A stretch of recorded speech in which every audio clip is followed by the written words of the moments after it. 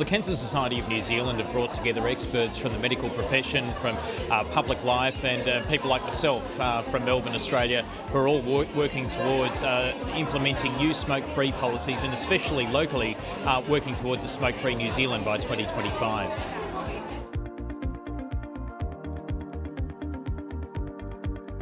To bring together such a group of influential local representatives to discuss a subject that would certainly not have been on the agenda, let alone dreamed about at any time last century, is indeed progress.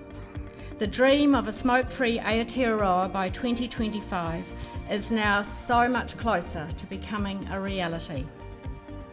I'm delighted that Richard Foster has made himself available to help us in this quest, along with an impressive lineup of invited experts and smoke-free champions. I challenge you all today to consider how we can move our collective dream into a constructive reality. I have to admit that when the government announced the goal of a smoke-free New Zealand by 2025, I believed that it was more than ambitious. Could New Zealand really be smoke-free by 2025? But the answer to that question must depend on whether we believe that we can do it, take the right steps, form the right partnerships, and offer the right support to becoming smoke-free. The truth is, if we don't set ambitious goals, we will never achieve them. Right, so the smoking rates, we've all seen this, and in the latest census, only 13.8% of adults smoke. So in some ways, that measure looks very, very good, and it's certainly up there with the OECD. However, the risk is that we're having trouble with the young taking up smoking, particularly Maori and Pacific Islanders, and that's really something we've got to address.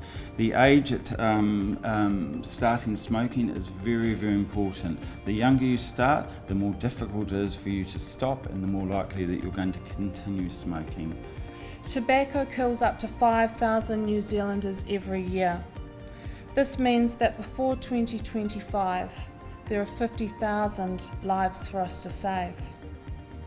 And so this Smoke-Free National Action Plan can help us coordinate our work so that together we can be a united voice for action toward achieving the Smoke-Free 2025 goal.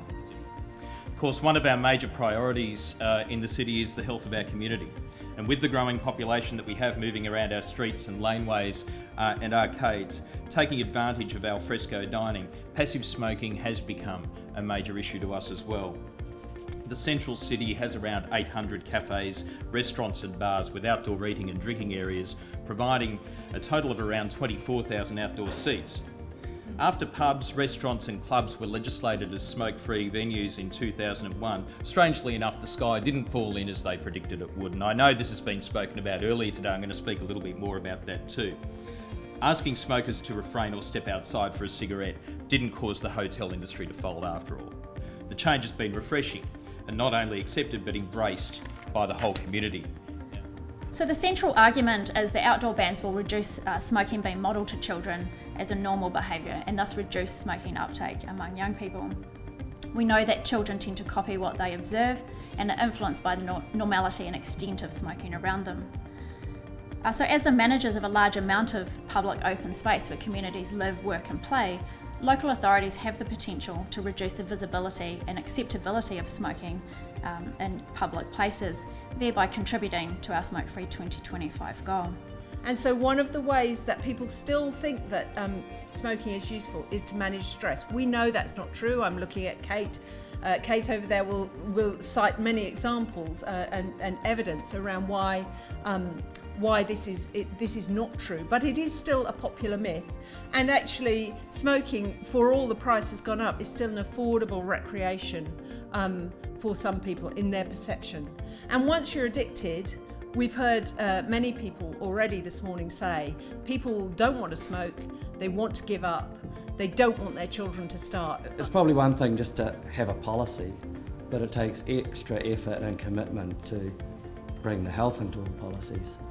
So providing that cessation support, actually supporting sensitive populations to move through the process.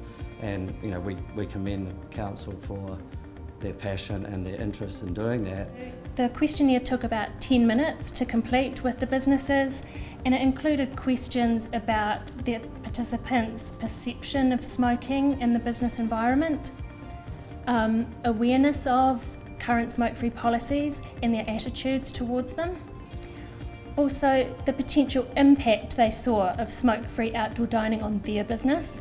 We knew that 85% agreed that staff and customers should be protected from secondhand smoke, so we thought we'd be quite brave and actually ask that very direct question. 99% agreed that secondhand smoke is harmful to adults and children. Not surprisingly, 65% of businesses told us that they do see smoking on a daily basis. So whilst there may not be great visibility of smoking in some areas, actually within the hospitality sector, most businesses felt that it was still a common occurrence. At first, the staff were quite concerned about the introduction of the smoke-free status, but also that they'd have a wee bit of confrontational thing, with anyone coming in, any customers.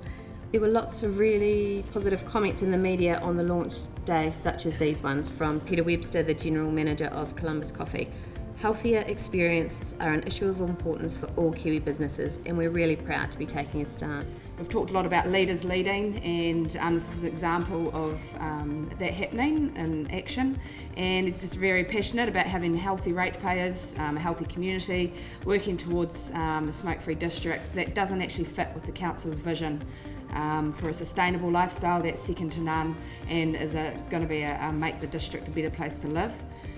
There might be one or two people who sort of grumble about not being able to get their smokes from the local store, and I suppose they go to the supermarket or the petrol station, but far more positive comments from customers who'd seen the article in the paper or seen the certificate on the wall and said, good on you, well done.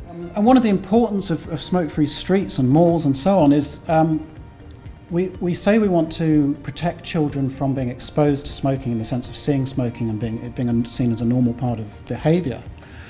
Well, where do children see smoking? Well, actually it's not. So children, although obviously they congregate in playgrounds and so on, when this is some work that George Thompson did about looking at the volumes of children, if you like, in different locations around cities, and actually the highest volumes were on city streets, not in playgrounds.